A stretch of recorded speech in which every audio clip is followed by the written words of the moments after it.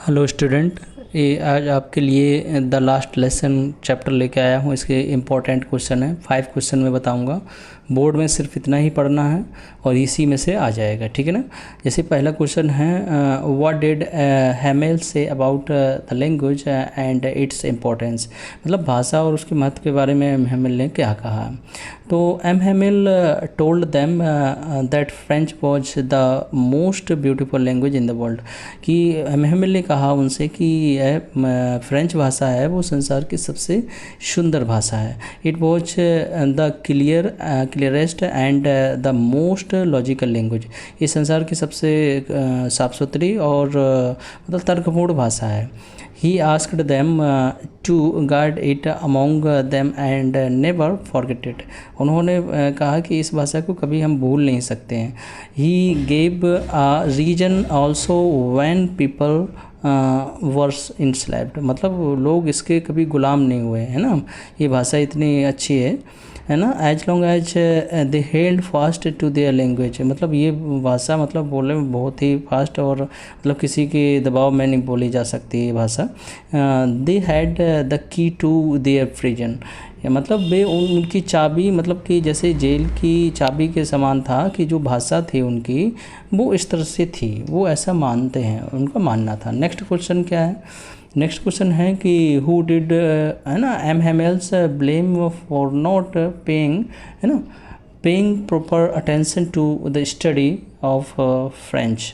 मतलब फ्रेंच के अध्ययन पर उचित ध्यान ना देने के लिए एम हैमेल ने किसे दोषी ठहराया है, ऐसा है।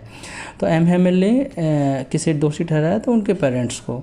M Hamel blamed the parents for the neglect of learning on the part of boys like French because they wanted them to work to earn some money instead of है ना focus on education।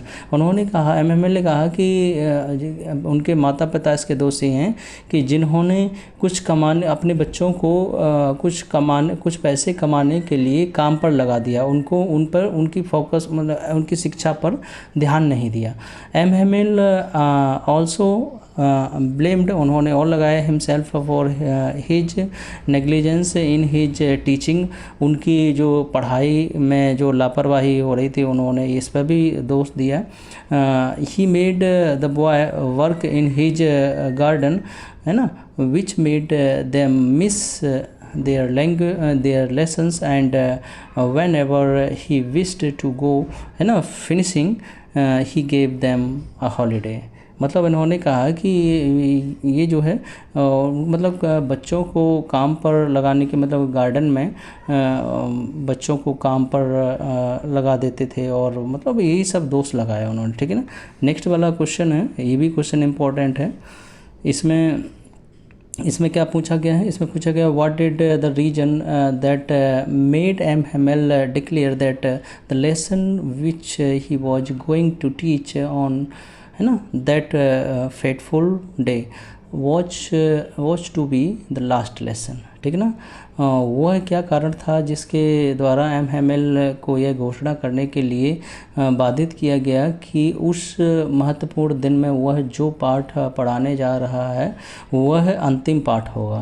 तो he told his student, उन्होंने student से कहा that it was, है ना, यह ही last lesson, यह आपका एक लास्ट लेसन है। ही वुड गिव देम, जो मैं आपको देने जा रहा हूँ या बताने जा रहा हूँ। The order had come from Berlin to teach only German language in the school of Alsace and Lorraine। यानी कि एल्जॉस और लॉरेंस से जो है स्कूल में केवल जर्मन पढ़ाने का ऑर्डर आया है, ठीक है ना। The new master would come the next day, अगले दिन आपके नए मास्टर आएंगे, नए टीचर आएंगे। ही एडवाइज देम, वो एडवाइज देंगे केयरफुली एंड अटेंशन, ये ठीक। फिर इसके बाद इसमें ये कहा गया है कि यहाँ तक तो हो गया था कि नए टीचर आएंगे, आपके नए अध्यापक आएंगे। He advise them to be careful and attention, वो है आपको एडवाइज, वो है उनको एडवाइज करेंगे और ध्यान केंद्रित करेंगे सावधानी के लिए। ये द स्टूडेंट्स पेरेंट्स, जो स्टूडेंट के जो माता पिता हैं, were not anxious to make them, है ना, लर्न फ्रेंच। मतलब वो इसके लिए सहमत नहीं है कि जो हमारा जो स्टूडेंट के जो माता पिता थे वो सहमत नहीं थे कि हमारे बच्चे जो है फ्रेंच भाषा सीखें। फ्रेंच वॉज देयर की टू फ्रीडम। फ्रेंच भाषा जो है आज़ादी की चाबी है उनके लिए। हिज स्पीच, उनके जो भाषण था, had great impact on them, उन पर बहुत गहरा प्रभाव डाल रहा था ये भाषण। French forgot about his teachers rulers, है ना, एंड हिज स्ट्रिक्ट टेम्पर। मतलब जो फ्रेंच जो लड़का था वो उनके जो MML के जो रूलर्स थे और जो उनके स्ट्रिक्ट जो टेम्पर थे उनको सबको भूल जाना चाहता था। ठीक है ना, ये इसका ये है। अब नेक्स्ट क्वेश्चन आपका ये है, जैसे what happened when church clock struck 12, यानी कि चर्च की घड़ी में 12 बजने पर क्या हुआ। तो the moment the church clock struck 12 the Persian army came to take over. मतलब ऐसे लगा कि जैसे पर्शियन आर्मी ने जो है यहाँ पर कब्जा कर लिया हो। टेक ओवर मीन्स होता है कब्जा करना।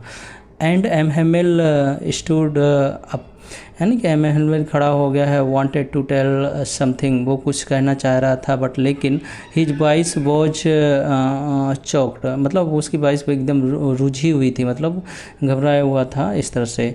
ही गैदर्ड हिज स्ट्रिक्ट, मतलब उसने अपने आप को मतलब मजबूत किया। And wrote the black board, उसने ब्लैक बोर्ड पर एज लार्ज एज, बड़े अक्षरों में कुछ लिखा। ही कुड, है ना, बाइबला, मतलब बाय बाय फ्रेंच, इसका बाइबला का मीन्स होता है बाय बाय फ्रेंच, है ना। एंड डिसमिस्ड द स्कूल, और स्कूल की छुट्टी कर दी।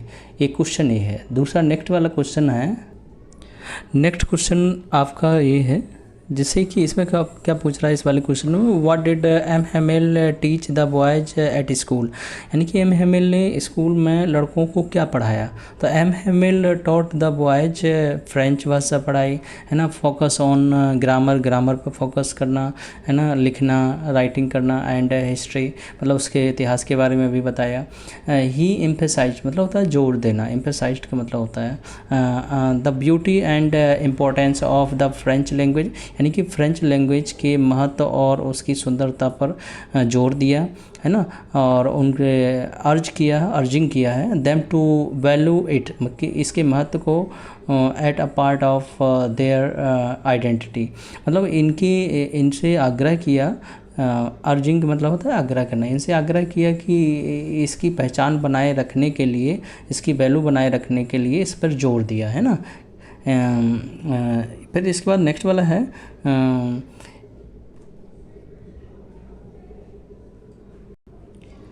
हाँ सॉरी इसके लिए, specially in the focus of foreign rules, यानी कि जो विदेशी रूल पर फोकस किया, कि इनके स्पेशली इस पर फोकस किया कि इसकी आइडेंटिफाई, यदि विदेशी लोगों का यदि यहाँ पर कब्जा भी हो जाता जर्मन का, तो इसके महत्व को बनाए रखना स्पेशली, है ना। ये इस पर फोकस किए रहना, इसके फेस को मतलब समझना और इस पर फोकस करना। ओके, थैंक यू, है ना। यदि आपको ये यदि आपको समझ में आया हो इसके क्वेश्चन द लास्ट लेसन, तो मुझे कमेंट कीजिए। मैं अगला आपका नेक्स्ट चैप्टर इसी का लॉस्ट स्प्रिंग लेकर आऊँगा, है ना। यदि कमेंट कीजिए यदि आपको अच्छा लगता है तो, ठीक है ना। Okay, thank you. सब्सक्राइब कीजिए, है ना, लाइक कीजिए, इससे हमको मोटिवेशन मिलता है आगे की वीडियो बनाने के लिए। धन्यवाद।